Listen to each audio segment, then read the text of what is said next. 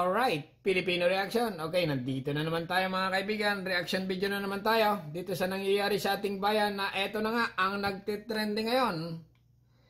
Na itong si BP Sara ay napatawad na daw, ay humingi ng pasasalamat at kapatawaran dito kay PBBM. Ganon din naman daw si PBBM nakapagpatawaran na sa isa't isa. Ito na mga kaibigan Nakabisita muli si Vice President Sara Duterte kay dating Pangulong Rodrigo Duterte kasama ang kapatid niyang si Veronica at common law wife ng dating Pangulo na si Hanilet Abansenya. Yan mga kaibigan, ang update sa dahig. Continue lang Ang bise, may mensahe kay Pangulong Bongbong Marcos ngayong mas mabuti na raw ang relasyon nila ng kanyang ama. Live mula sa The Hague, Netherlands. Mabuti na ang relasyon. Okay. May unang balita, kasama natin si Maris Uman. Maris, ano na? Igan, mag-aalauna-30 na madaling araw ngayon dito sa The Hague. Sa gitna nga ng panggigipit umano sa kanilang pamilya, nagpasalamat si Vice President Sara Duterte kay Pangulong Bongbong Marcos. Wow!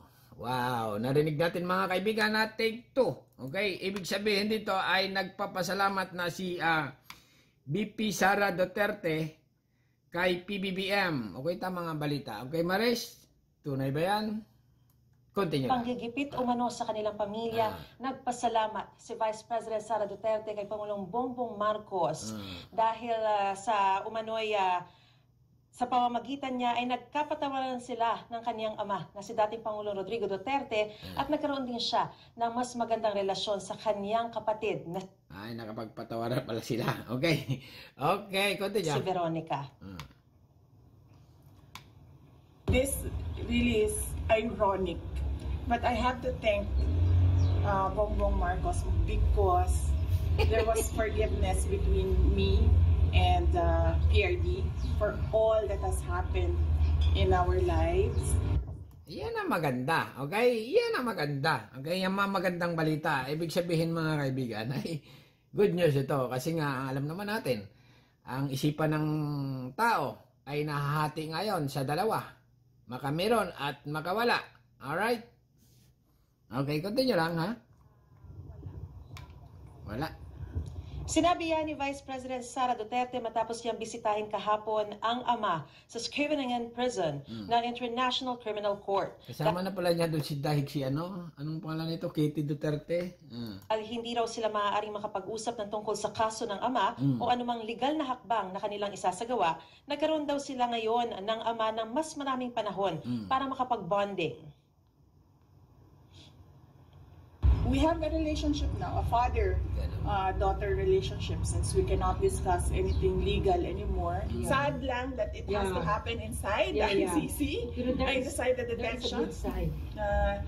But yes, thank you. Updating him with the situation with our families and sa kauna-una ang pagkakataon sabay-sabay. Tumali naman si nagsalita agad. Nagsasalita pa nga si Katie Duterte Silang bumisita ng kapatid na si Veronica at ni Hanilet Abansenya, ang common law wife ng dating Pangulo. I was updating him with the situation with our families and is happy to hear that we are all doing well, that we are all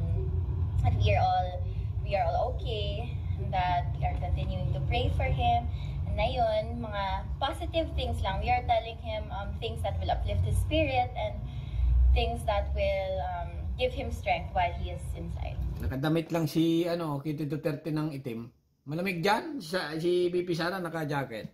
Hindi, napansin ko lang Okay, continue lang I always remember him. I don't know with you, but Ayon pa kay Vice President Sara, nais daw talaga ng ama na makabalik sa Pilipinas. Pero ayon sa ICC, kung nais ng nakakulong na pansamantalang mapalaya sa isang bansa, dapat handa ang bansang iyon na sundin ang mga kondisyon ng ICC gaya ng walang risk of flight, risk of interference ng mga saksi sa ebidensya, at pangatlo, risk of continuing crimes.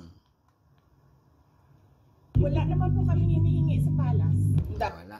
Okay, wala. Administration has to think about what their next steps are. So, they should not ask the family, they should not ask the Filipino people on what their next steps are with regard to the talk on the return of former President Duterte to the Philippines. maybe when they've decided, if ever they will decide, parang namayat si Bibi Sara. Namayat. Siguro kaiisip ng problema. what their next steps are, if ever it is even discussed inside the halls of the palace, they can tell us what their plans are, what the government intends to do with the return of President Duterte. Umaasa naman si Vice President Sara na mabubuo na ang defense team ng dating Pangulo. May hinihintay na lang daw siyang dokumento. Ayon naman kay Veronica, dito na raw siya sa The Hague magdiriwang ng kanyang kaarawan at plano naman daw ng mga magkakapatid na magsalitan sa pagbisita sa kanilang ama. Kaya plano raw ni Congressman Pulong at ni Mayor Baste na bumisita rin dito sa The Hague sa mga susunod na buwan. Alright, mga kaibigan, yan ang breaking news ngayon na talaga namang OMG ka na lang. Dahil nga itong si BP Sara ay labis daw nagpapasalamat ngayon kay PBBM. Okay, Roxette, okay, kung gusto nyo mapanood, commercial muna, Overdrive Draw, It Must 7 Love. What is over now? Yan, di ba? Napakagandang music. Lay Whisper. Ako ay paborito ito mga 19 Purgatin.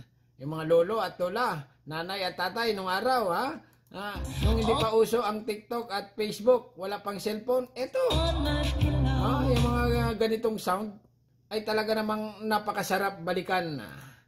1980s, 1990s. Di ba?